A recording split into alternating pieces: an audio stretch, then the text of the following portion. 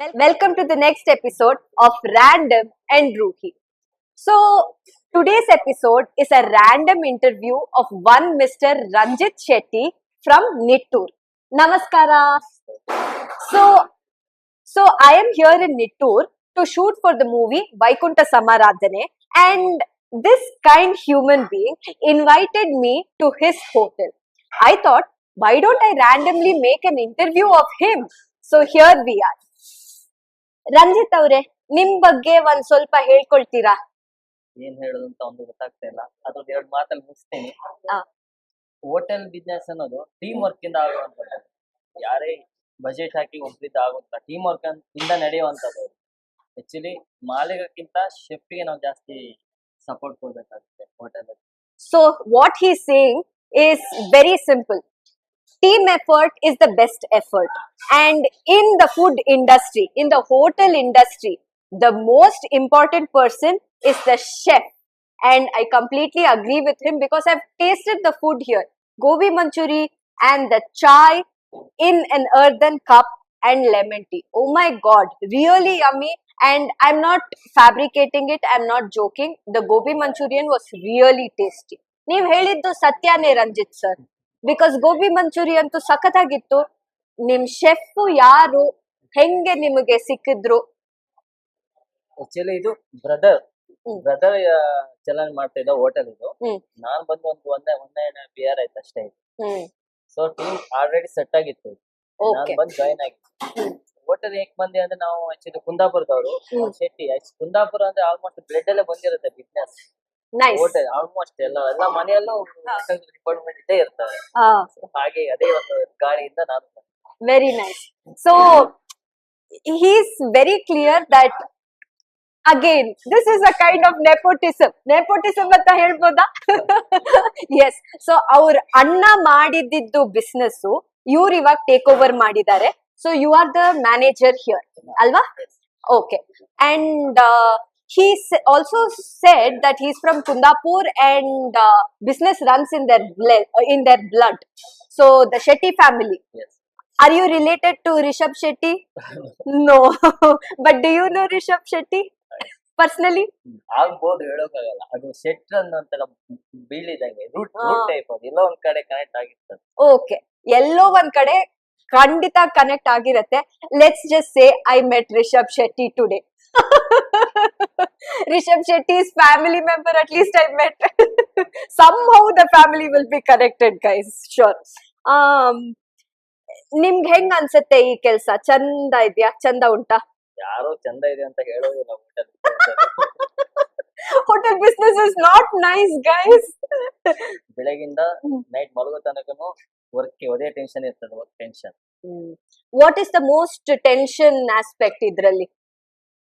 Varkey cook ಬರ್ದಿದ್ದಾಗ. Yeah.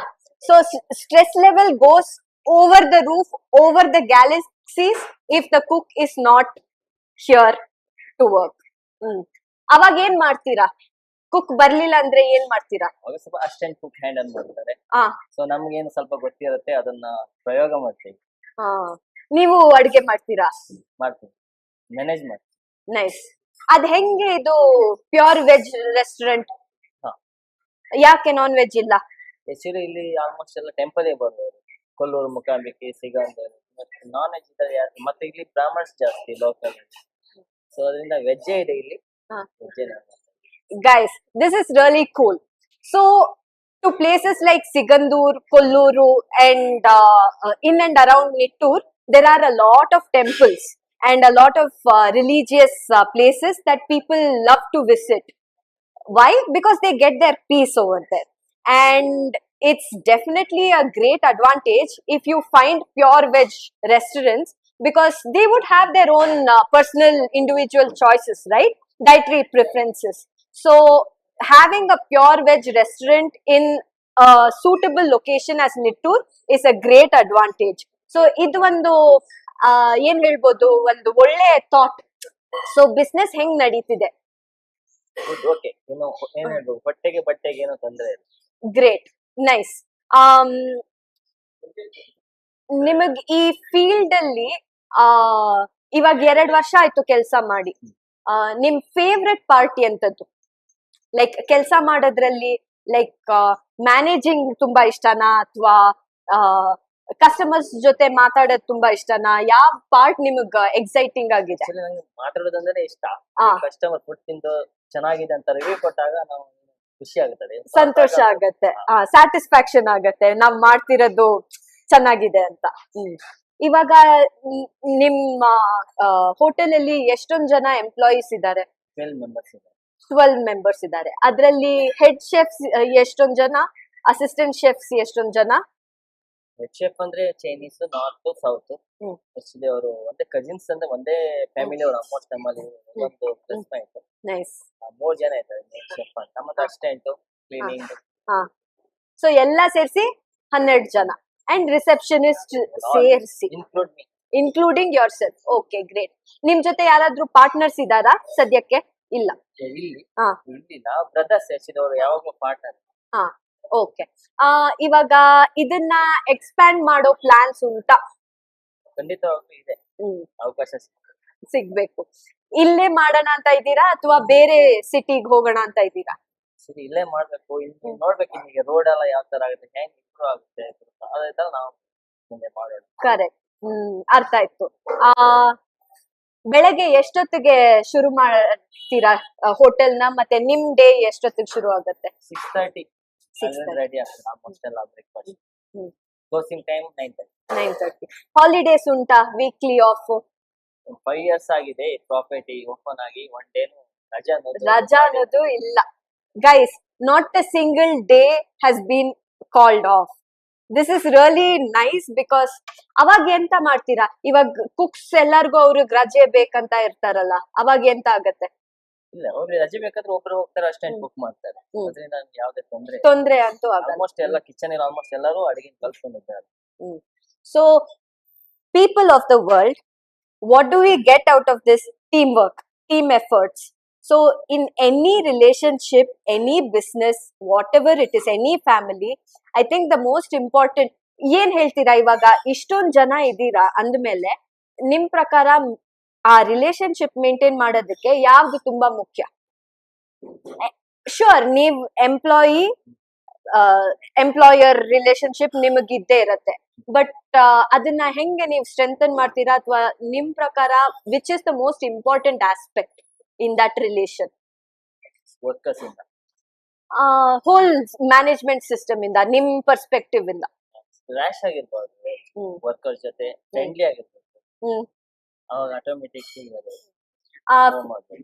Friendly ಆಗಿರ್ಬೇಕು ಅಂದ್ರೆ communication ಇರ್ಬೇಕಲ್ಲ. ಸೊ ಕಮ್ಯುನಿಕೇಶನ್ ಮೋಸ್ಟ್ ಇಂಪಾರ್ಟೆಂಟ್ ಅಂತ ಹೇಳ್ತೀರಾ? ಖಂಡಿತ.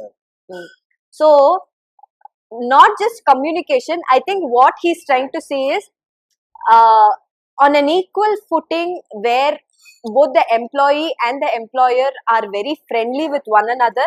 That's when the relationship, the trust, everything grows.